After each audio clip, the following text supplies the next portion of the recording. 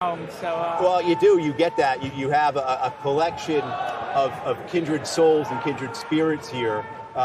So we end up running into each other all the time because we believe in the same things. We travel in the same company. But for people who are watching, why are you here? Well, I'm here because this is the press freedom trial of the century. If Julian Assange is extradited to the United States to face 18 charges, 17 of them under the Espionage Act, all of them about information about war crimes, about abuses of state power given to him by Chelsea Manning, a heroic whistleblower. That is a death knell for not only the First Amendment in my country, that is a death knell for press freedom globally, because it sets the precedent that any government anywhere in the world can grab a journalist they don't like and drag them across state lines and bring them to their country and disappear them into some dungeon. We'll talk about that, Chip, because I think a lot of people are fuzzy, if not at all familiar, with some of the parameters, some of the details of this. So just can you explain kind of what do you mean by that, in a sense of being an extra-national? I mean, because Julian is not American. Can you get into explain some of those things? Julian Assange is not an American citizen. He's Australian. WikiLeaks does not operate in the U.S. None of these publications were carried out in the U.S. They were all done overseas. And what the U.S. is saying is that their Espionage Act not only applies to journalism, which is, first of all, an outrageous supposition, but that it applies to any journalist anywhere in the world, and that any journalist doing their job anywhere in the world, if the U.S. doesn't like it, they can have them sent to their country and put on trial for espionage. That is a huge blow to press freedom globally. And of course, it opens the door for other nations to do the same. Of course, yes. Right. And we're competing against. We're live here, as people can see behind us. It's a great group of supporters.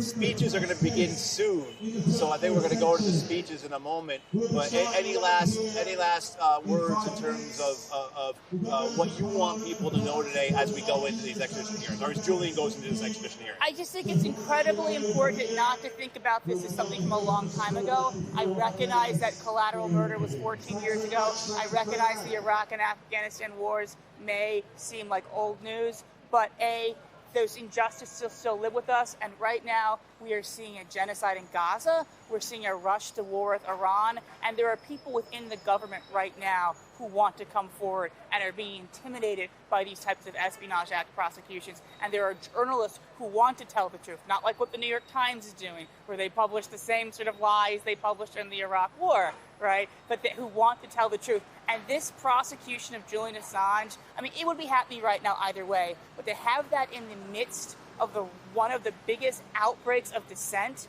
around a genocide, around bombing Yemen, around rushing to war with Iran, this could not be happening at a worse time.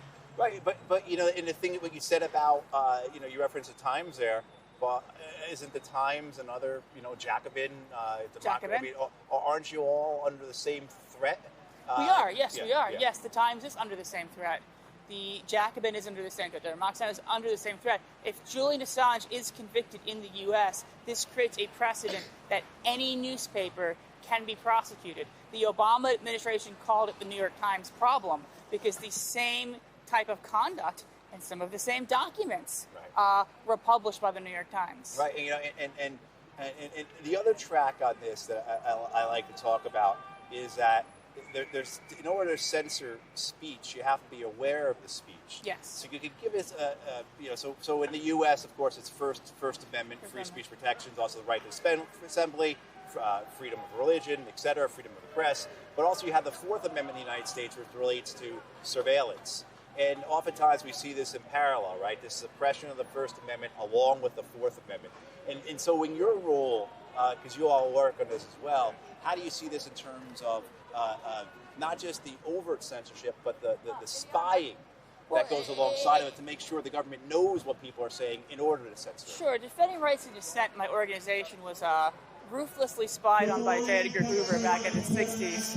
So it's in the Church Committee report, actually. So we're very familiar with how surveillance is used to silence speech, and we're against definition of surveillance. One of the interesting things we've seen is the government engaged this type of surveillance to silence speech, and then when an Edward Snowden or Terry Albury comes forward about it, Snowden is, of course, the NSA whistleblower. Albury was an FBI whistleblower.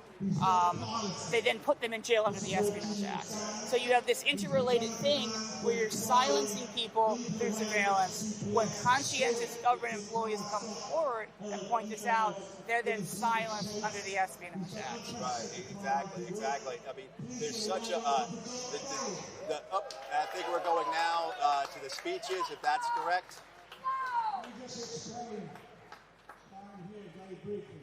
We're waiting to hear. But I don't think I can talk over John. Exactly, John. It's not quite as well as the previous John.